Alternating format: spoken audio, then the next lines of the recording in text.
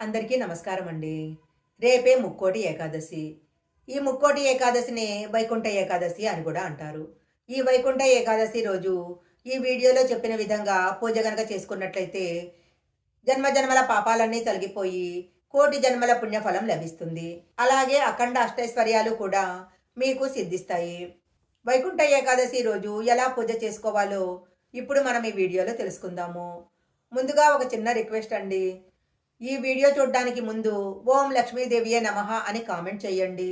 మనకు సంవత్సరంలో 24 ఏకాదశులు వస్తాయి. ఈ ఏకాదశులన్నింటిలో కూడా వైకుంఠ ఏకాదశికి చాలా ప్రాముఖ్యత ఉంది. ఈ ఏకాదశి రోజు ఉపవాసం ఉన్నట్టయితే మిగిలిన అన్ని ఏకాదశుల్లో ఉపవాసం ఉన్న పుణ్యఫలం లభిస్తుంది అని పురాణాల్లో చెప్పబడింది. ఈ వైకుంఠ ఏకాదశి అంటే విష్ణుమూర్తికి చాలా ఇష్టమైనది. ఈ రోజు ప్రతి ఆలయంలో కూడా ఉత్తర ద్వారం నుంచి విష్ణుమూర్తి దర్శనం లభిస్తుంది. ఉత్తర ద్వారం నుంచి స్వామివారిని దర్శించుకున్న వారికి పునర్జన్మ అనేది ఉండదని, మోక్షం సిద్ధిస్తుందని పురాణాల్లో చెప్పబడింది. మార్గశిర మాసము శుక్లపక్షంలో వచ్చే ఏకాదశిని వైకుంఠ ఏకాదశి లేదా ముక్కోటి ఏకాదశి అని అంటారు. పుణ్యతిథి కావటం వల్ల దీన్ని మోక్షద ఏకాదశి అని కూడా పిలుస్తారు. సూర్యుడు ఉత్తరాయణంలో ప్రవేశించటానికి ముందు వచ్చే ఏకాదశి సమస్త కోరికలు తీర్చి పాపాలను హరించి మోక్షాన్ని ప్రసాదించే రోజు కాబట్టి దీన్ని మోక్షద ఏకాదశి అంటారు. మహావిష్ణువు గరుడ వాహనం మీద 3 కోట్ల మంది దేవతలతో కలిసి భూలోకానికి వచ్చి భక్తులకు దర్శనమిస్తారు. అందువలన దీనికి ముక్కోటి ఏకాదశి అనే పేరు కూడా వచ్చింది. ఈ విషయాలన్నీ మనకు అష్టాదశ పురాణాల్లో చెప్పబడినాయి. వైకుంఠ ఏకాదశి రోజు ప్రతి ఒక్కరూ కూడా బ్రహ్మ ముహూర్తంలో నిద్రలేచి స్నానాదులు పూర్తి చేసుకొని వైష్ణవాలయాలు దర్శించాలి. ముఖ్యంగా విష్ణుమూర్తిని ఉత్తర ద్వారం గుండా దర్శించుకుంటే ఆయన అనుగ్రహంతో పాటు సకల శుభాలు కలుగుతాయి.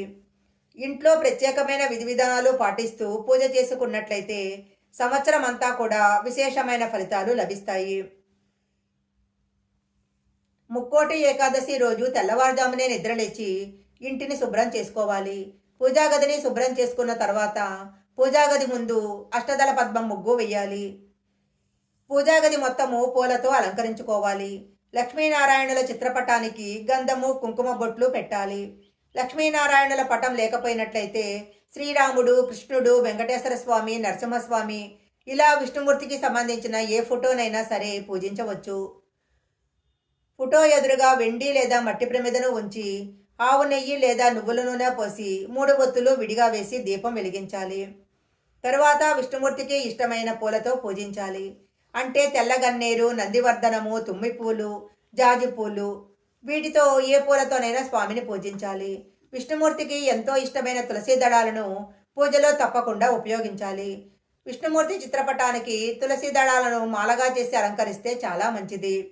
పూలతో పూజించేటప్పుడు ఓం నమో నారాయణాయ, ఓం నమో భగవతే వాసుదేవాయ అనే 2 మంత్రాలలో ఏదో ఒక మంత్రాన్ని 21 సార్లు చదువుతూ పూలతో పూజ చేయాలి. దీపం వెలిగించిన తర్వాత మంచి సువాసన వచ్చే అగరబత్తీలు వెలిగించాలి.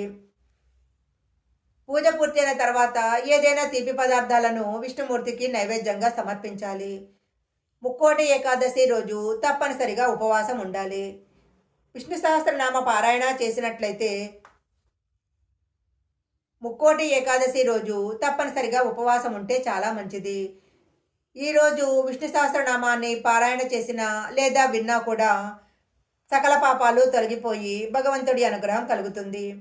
ఈ వీడియోలో చెప్పిన విధంగా విష్ణుమూర్తి పూజ చేసినట్లయితే సకల శుభాలు కలుగుతాయి. ఈ వీడియో కనుక మీకు నచ్చినట్లయితే లైక్ చేయండి, షేర్ చేయండి. ఇలాంటి మరిన్ని వీడియోల కోసం మా ఛానల్ సబ్స్క్రైబ్ చేసుకోండి. పక్కనే ఉన్న బెల్ ఐకాన్ని యాక్టివేషన్ చేసుకుంటే మేము పెట్టే వీడియోలన్నీ కూడా మీకు ముందుగానే నోటిఫికేషన్గా వస్తాయి. మరొక మంచి వీడియోతో మళ్ళీ కలుసుకుందాం.